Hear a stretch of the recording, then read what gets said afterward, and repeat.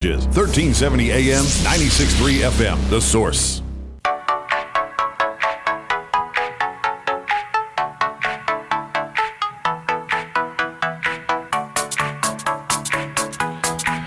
All right, just about, it's only 4 minutes after 11 o'clock. Thank you for tuning in. You know who I've been thinking about lately, Robin? Who's that? We had a guest, and she was on the show to talk to us about, I think she wrote a book, I can't remember. But she had worked on Wall Street in New York, and she was there during the September 11th, 2001 attacks. And while she wasn't directly affected by those attacks, she was emotionally affected by them, and to the point where she said, you know what, I'm going to do what I've always wanted to do. I've always wanted to live on the beach. I'm moving to Florida, and what will be, will be. And she ended up painting T-shirts for a living. I know you remember this story. Because she went from what looked like a very profitable business up in New York City, working for Wall Street, working in the financial district, to making T-shirts for tourists. Yeah. Right? You don't think it would make as much money, but money wasn't what it was about for her. It was about the freedom. It was about the just the freedom. There's no other word. That's it. Our next guest's book is probably what made me remember that guest. He is Gary Collins. He's on the phone to talk to us about a book called The Simple Life Guide to Decluttering Your Life. It is #1 right now on Amazon in a couple of categories. Gary worked in military intelligence. He served as a special agent for the United States Department of Diplomatic Security Service. No wonder he wants to live a simple life. He worked for the Department of Health and Human Services, Food and Drug Administration, and he taught at the college level. Oh my gosh. Well, now I kind of see a path here and an explanation. The Simple Life Guide to Decluttering Your Life. Gary, good morning. It's an honor to have you on our show. Oh, thanks for having me on, Larry and Robin. I really appreciate it. And where do you live? Where are you calling from anyway? I'm calling from my house off the grid in Northeast Washington. You're off the grid.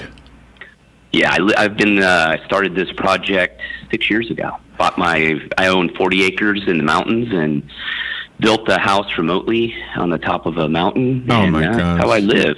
See, that is awesome. So, what did you do? I mean, where was your head at? What were you thinking like 6.5 years ago before you made the move? Where were you, and what was your state of mind? Well, this evolution of life, shall we say? I was living in San Diego.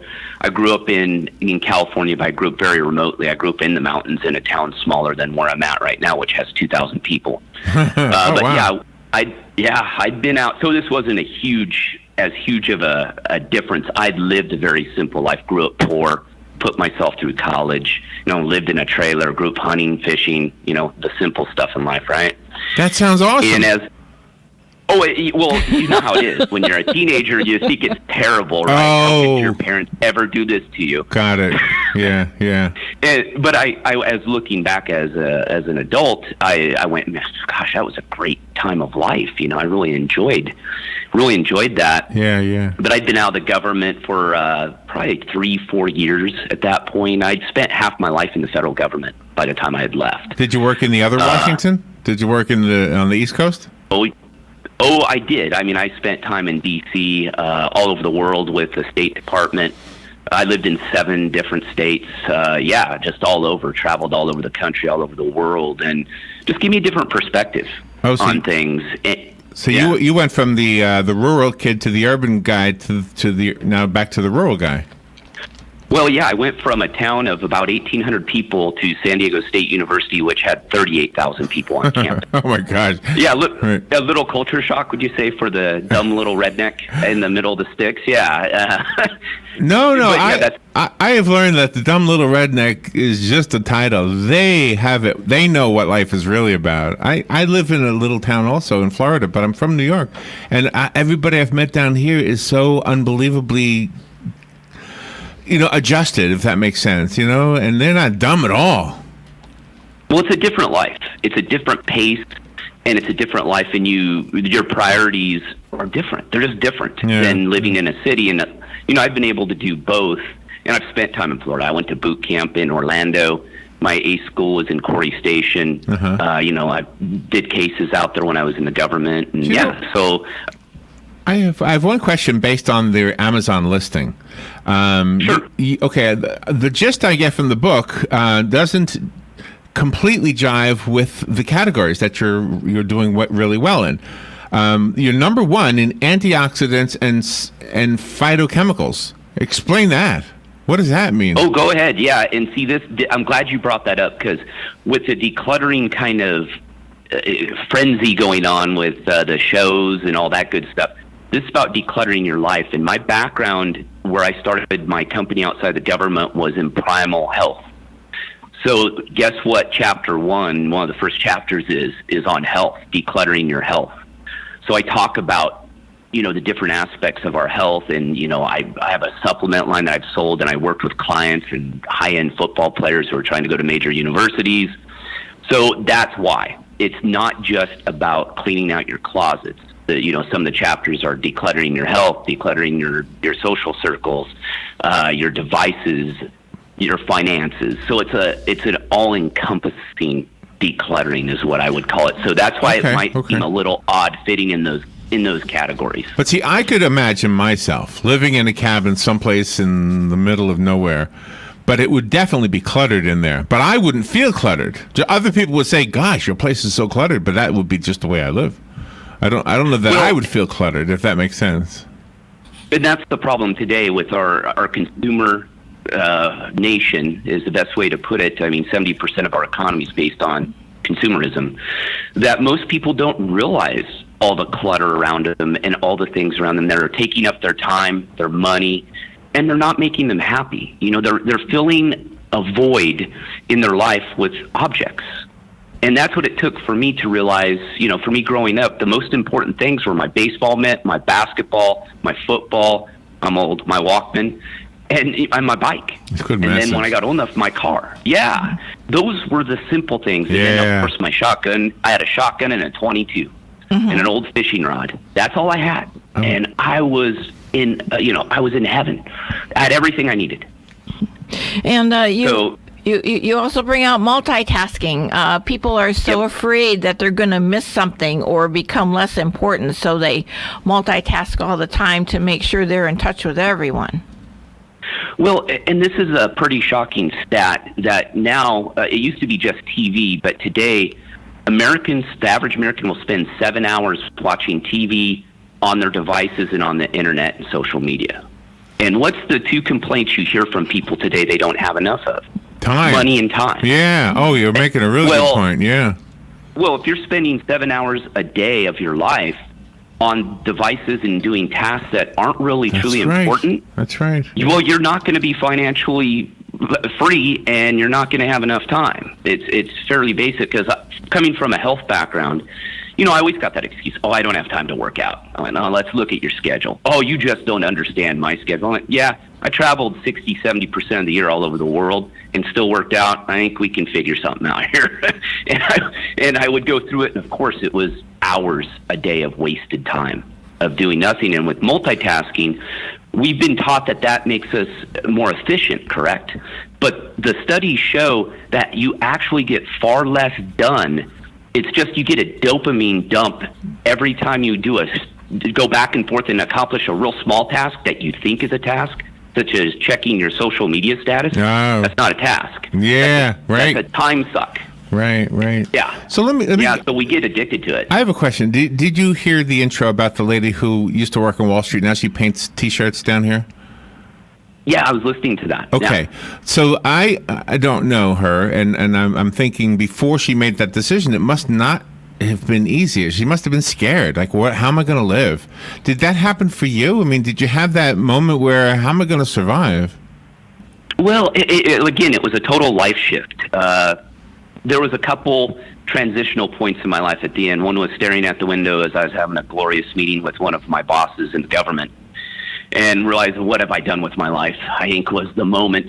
Oh, really? What am I doing? Yeah. Oh, my gosh. That's like in a movie where it fades to music and you can't hear the boss anymore.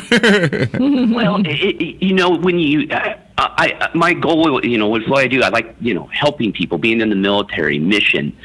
And you sit there and this happens to a lot of people in the government who did my job. We just, suddenly you go, I'm just a cog in the wheel. I'm not making a difference. They don't care.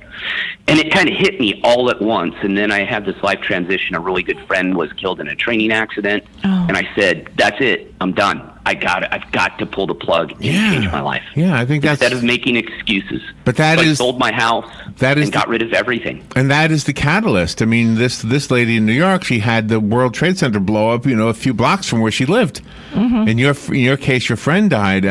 But I think sometimes a catalyst like that is, for whatever reason, the thing we need to kick us in the butt. Well, and not only that, but I was doing everything I was told, right? I put myself through college. I had 3 degrees. I was working my dream job. I was, in a, 1,700 square foot house in a cookie cutter neighborhood that I paid way too much for, and I just wasn't happy. I wasn't happy. Were you married? And I went, what am I doing wrong? No, I'm a single guy, and even with that, the lifestyle was pretty tough.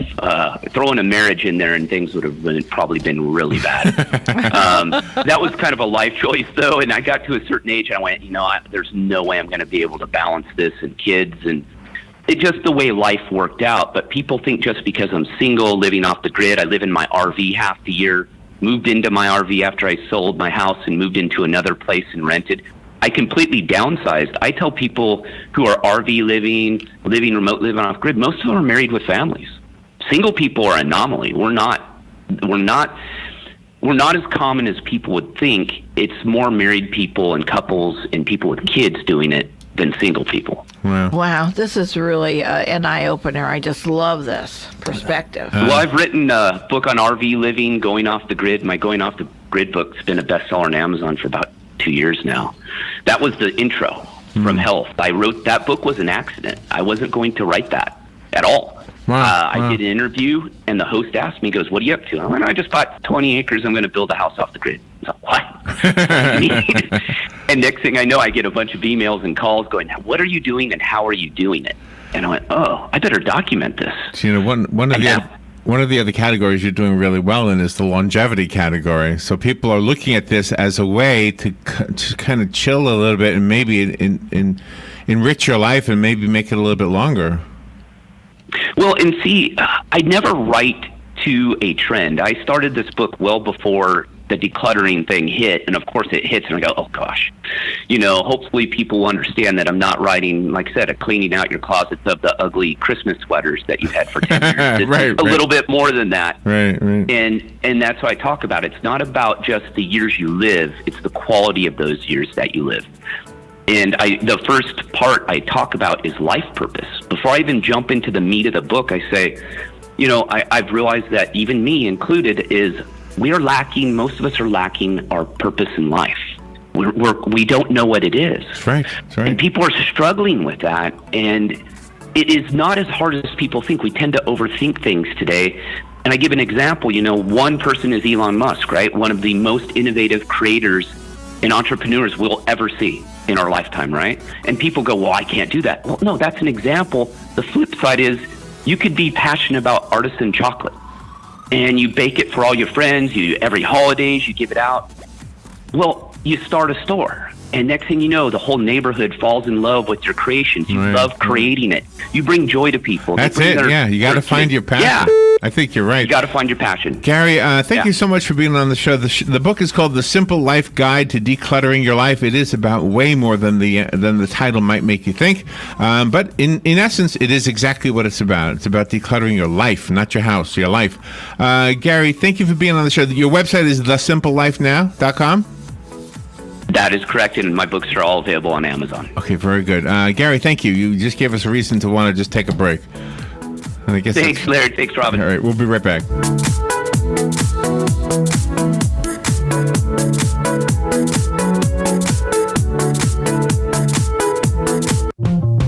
Hi, Matt Wilkerson here, your Verizon representative with news that will hum your